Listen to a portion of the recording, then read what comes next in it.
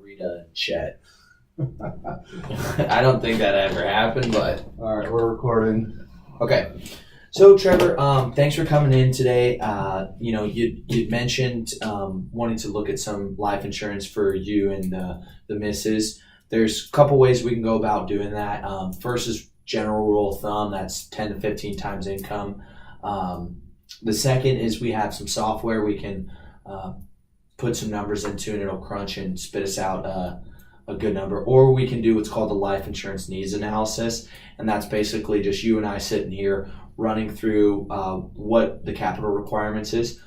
Out of those three, what would you prefer to? Let's do the needs analysis. Okay, gotcha. First things first, what is your current income? Me, I'm making about 200,000. 200,000, gotcha. And what is Mrs. Trevor making? She makes about 100,000. About 100,000. Wow, you guys are doing well for yourself. Mm-hmm. Congratulations. That's excellent news. Thank you. So typically, when we're looking at what the family income goal would be, we recommend 70 to 80% of what your total income is now. Do you guys? I think if we had $250,000, we'd be good. Okay, Either one gotcha. of us. So we'll just use $250,000 on that.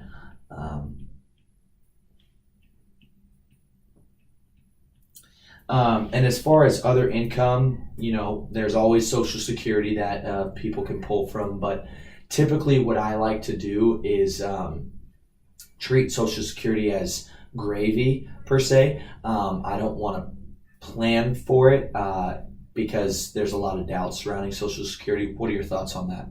Yeah, that makes sense. And it's so long far away, I don't know if we'll even get it. Exactly. Okay, so we'll put 0 for that. If you get it, great. If you don't, we plan for that. I'm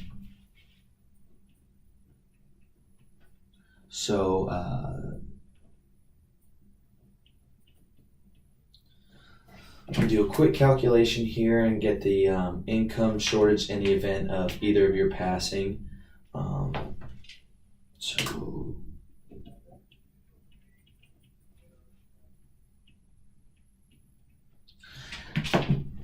Now, when we look at making this life insurance last, typically we want to be able to spin off 5% from this money indefinitely for 10, 15 years.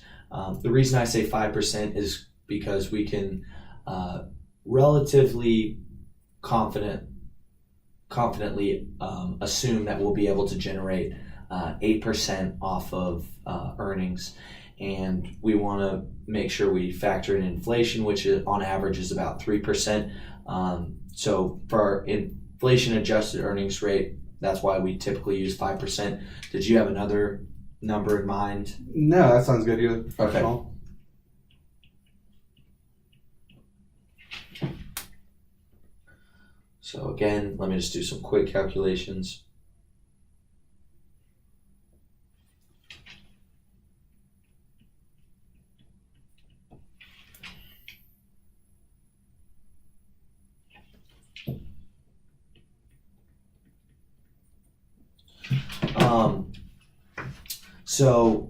Capital required for income comes out to about $3 million for you and $1 million for Mrs. Trevor. But before we finalize that number, there's a couple other steps we need to go through. The next step is cash needs. So in the event of a passing, obviously there's going to be some final expenses that are associated with that. What's a number you're comfortable using? Typically, I stick around 10,000, but 10,000 sounds good. okay. So about 10,000 there for both of you. Yeah, definitely. Okay. I don't want her having a nicer funeral than me. Gotcha. And as far as emergency funds go, what does that look like for y'all? I mean, we'd have some, but probably want another 20,000 just for sure relatives are going to want to fly in, having to put them up, make sure she doesn't have to work for maybe a couple of years for Gotcha. like a little bit of time. And okay, so we'll use 20,000 for both. As far as education funds go for the little tyke you got running around, what does that look like? Have you funded All that? paid for. Okay. Yeah. Grandparents set up a college fund when she was born and paid into it regularly. Very nice. And as far as mortgage on the house, is that paid for? There's about $100,000 left, but that should be done in about 5 years. Okay. So is that something you want to factor into this, or No, leave let's out? leave it. Okay. Is there any other, or what other outstanding debt? We don't have any. Oh man, wow! So many times today you see people are just loaded down with that, and you guys are just crushing it. So I commend you on that. So total cash needs come out to $30,000 for both of y'all.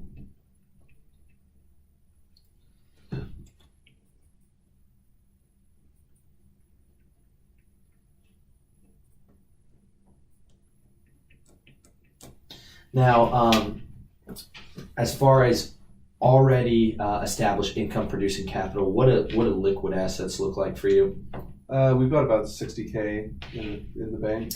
Okay, 60,000, and that's something that you'd feel comfortable using in the event. That's kind of emergency money. Gotcha. And outside of that, is there any existing life insurance? I get about 2 times salary. 2 times salary. Okay, so 400,000 there. And what about for Mrs. Trevor? She gets 2 times as well. Okay.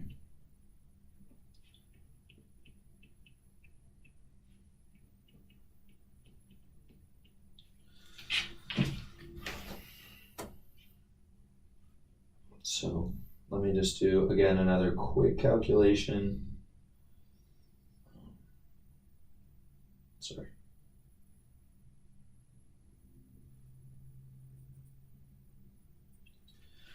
So for you, it's going to come out to about $2.5 million, and for Mrs. Trevor, it's going to be about